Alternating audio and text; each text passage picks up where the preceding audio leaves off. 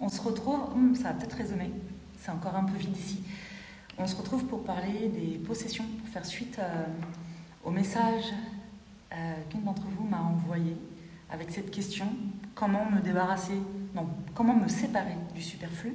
Alors j'y ai répondu un peu en story, avec un espèce de mode d'emploi très basique puisque c'était sa demande, mais j'aimerais quand même aller plus loin sur la notion des possessions parce que c'est jamais anodin de se séparer de ce qu'on possède. Ça vient activer des choses en nous parce qu'on se raconte plein de choses autour de ce qu'on possède. Je vous laisse arriver. Salut tout le monde.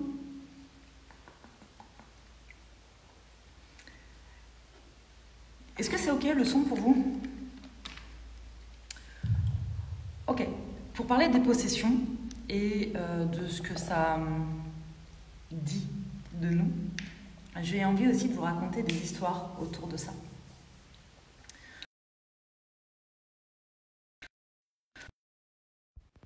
Voilà, j'avais une alarme qui se mettait en route. Quand j'avais 25 ans, j'ai beaucoup déménagé dans ma vie. Donc à 25 ans, j'avais entreposé toutes mes affaires dans un entrepôt. Et 2 ans après, parce que j'ai pas mal bougé pendant tout ce temps-là, donc je n'avais pas récupéré mes affaires, je n'en avais pas besoin. 2 ans après, je reçois un appel qui me dit que, en fait, tout a disparu dans l'espace de stockage où il y avait toutes mes affaires. En gros, toute ma vie matérielle avait disparu. Ce que je pouvais imaginer comme une catastrophe, un truc terrible, s'est révélé être relou sur le moment, très clairement. C'était chiant sur le moment de me dire, là-dedans, il y avait des choses auxquelles je tenais, des choses avec une valeur sentimentale, et j'ai plus rien. J'ai plus rien de tout ça. Et en réalité, ça a duré le temps de la soirée, et le lendemain, c'était terminé. Pourquoi? Parce que entre le moment où j'ai acheté tout ça et le moment où j'ai cet appel, ma vie était remplie de plein d'autres choses qui avaient à ce moment-là plus de valeur pour moi, en réalité, que ces possessions-là. Ça a été le cas aussi quand on a déménagé à Bali et qu'on a tout vendu avec Sébastien. Sébastien a réussi à se libérer, à se débarrasser de plein de choses, alors que je peux vous assurer que quand on a emménagé ensemble, Sébastien était celui qui s'accrochait par exemple à une serviette de toilette rouge difforme avec un gros Mickey dessus, qu'il gardait parce que c'était sa sœur qui lui avait offert quand il avait à peu près 11 ans. Pourquoi? Pourquoi on s'accroche à ce genre de choses? C'est ça qui est intéressant de comprendre en fait, parce qu'il n'y a pas à juger ça. On s'en fiche de juger ça. Il n'y a pas de bon ou de mauvais comportement par rapport à ça. Il y a juste qu'est-ce que ça dit de nous en fait.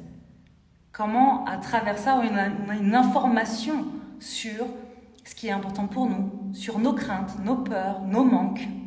Et là, par exemple, pour Sébastien, c'était plein de choses. Sa loyauté vis-à-vis de sa famille, sa place dans sa famille, le fait de cultiver encore une part enfant pour ne pas être tout à fait adulte, parce qu'on ne sait jamais. Qui est-il en étant adulte? Est-ce qu'il aura toujours la même place dans sa famille? Bref, il y avait plein de questions autour de ça. Et là, on se retrouve donc dans le sud du Portugal et on a toutes nos affaires dans un box dans le sud de la France. Et donc Sébastien devait choisir un transporteur pour nous ramener toutes nos affaires.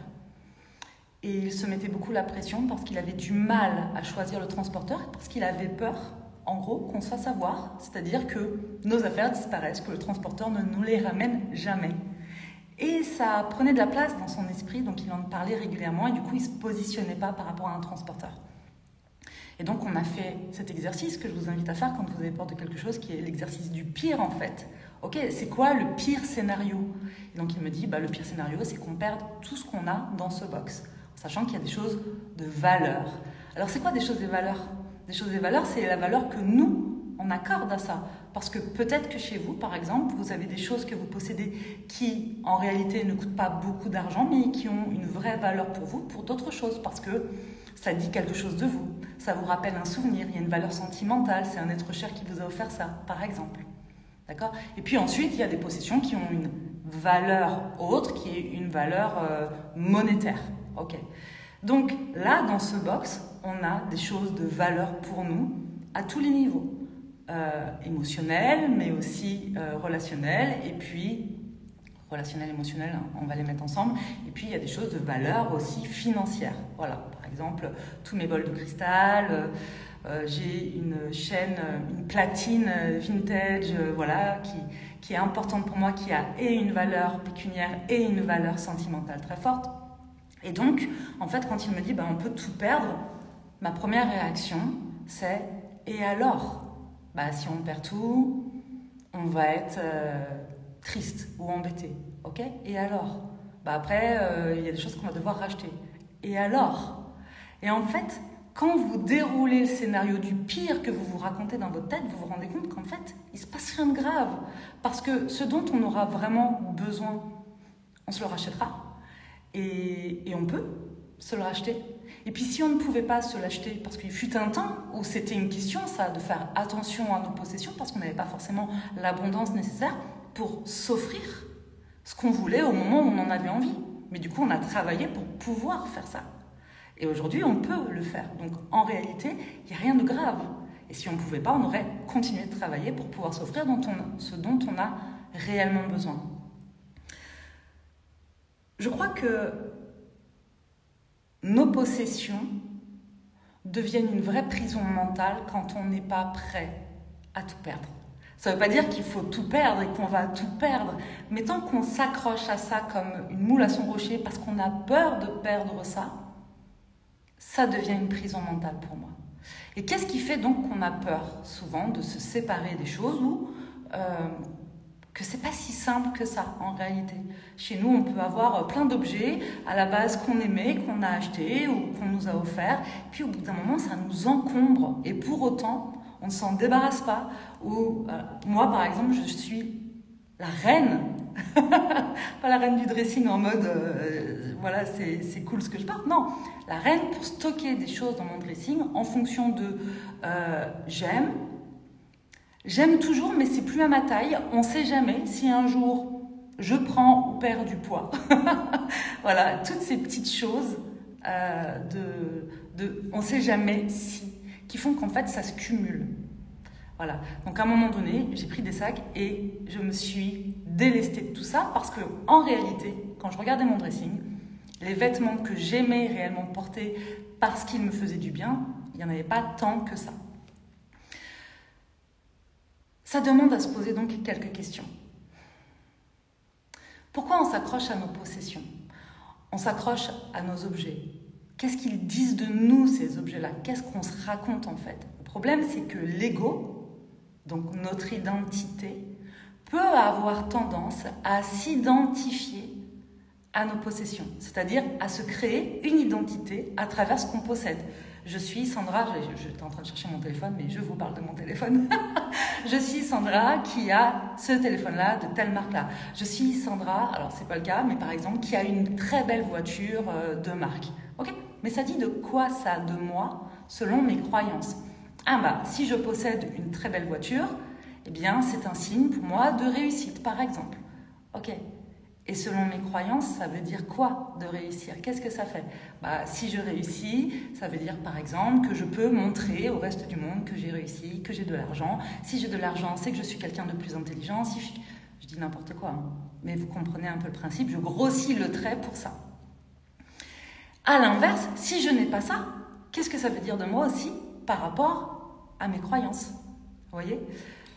Par exemple, au Cambodge, on a eu de très très beaux appartements et puis le dernier appartement, c'était un studio. Ça ne reflétait pas notre réalité financière, mais c'est un choix qu'on avait fait à ce moment-là en attendant un autre appartement qui était juste à côté, qui était beaucoup plus grand. En réalité, on a déménagé avant d'avoir cet appartement-là.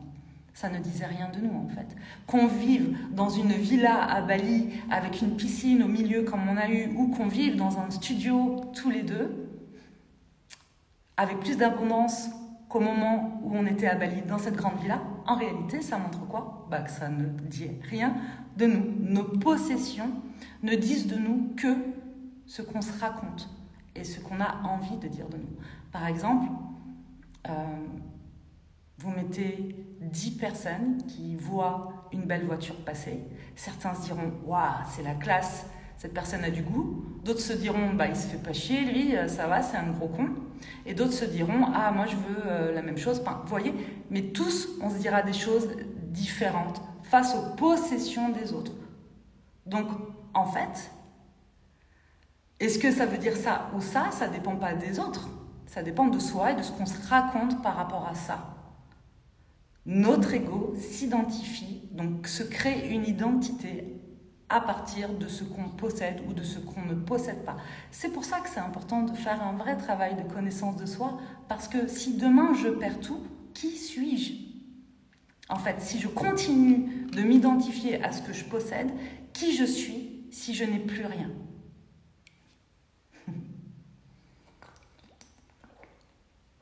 Ça vous parle? Bref, voilà ce que j'avais envie de vous partager autour des possessions, parce que cette question qui paraît anodine, qui était donc, est-ce que tu as un mode d'emploi pour que je puisse me débarrasser du superflu? Parce que en ce moment, c'est aussi ce qu'on est en train de faire, hein. Chaque déménagement et chaque emménagement avec Sébastien est une occasion de faire un reset en fait sur ce qu'on possède. Est-ce que ça nous sert toujours? Donc mon conseil a été un sac poubelle, 2 boîtes, et puis je garde, je vends, je donne. Et donc à chaque fois, c'est se demander, ok, cet objet, cette possession, elle me fait kiffer, elle me donne un sentiment de liberté, de bien-être, ou est-ce que au contraire, je me sens enfermée là-dedans, j'ai toujours peur que ce soit abîmé? Par exemple, nous, on a eu des voitures un peu pourries, puis on a eu une très belle voiture à un moment donné, mais c'était l'horreur. À chaque fois qu'on se garait à un parking, on avait peur que quelqu'un nous shoote la portière et tout ça. Pour moi, ça, c'est pas la liberté, mais c'est moi, Sandra, qui n'accorde pas vraiment d'importance à la belle voiture comme on pourrait l'imaginer. Parce qu'en fait, ce qui est important pour moi, c'est que ce soit confortable et que ça m'emmène d'un point A à un point B. En revanche, par exemple, avoir un bel intérieur, ça, c'est important pour moi. Parce que c'est important de bien m'y sentir. Donc en fait, qu'est-ce qui est important pour vous? Qu'est-ce qui correspond à vos valeurs? Qu'est-ce qui vous sert? Qu'est-ce qui ne vous sert plus? Et à travers quoi vous vous identifiez? Ça n'a pas de sens de vous identifier à vos possessions. Ça n'a pas de sens de s'identifier à nos possessions. Je m'inclus là-dedans, en fait. Parce que nos possessions, en réalité, ne sont là que pour nous servir. Soit pour travailler, soit pour kiffer, soit pour se nourrir, soit pour vivre, soit pour... Vous voyez, mais elles doivent être à notre service. Pas l'inverse. Pas l'inverse. Voilà les amis, ce que j'avais envie de partager avec vous autour des possessions. Je ne vais pas aller plus loin parce que ma réflexion s'arrête là en réalité pour ce soir.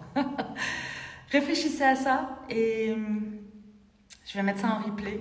Si vous avez des réflexions autour de ça, des questions, des partages aussi à faire par rapport à votre propre expérience, je vous invite à déposer un commentaire sous le replay. Je vous embrasse, je vous dis à très vite.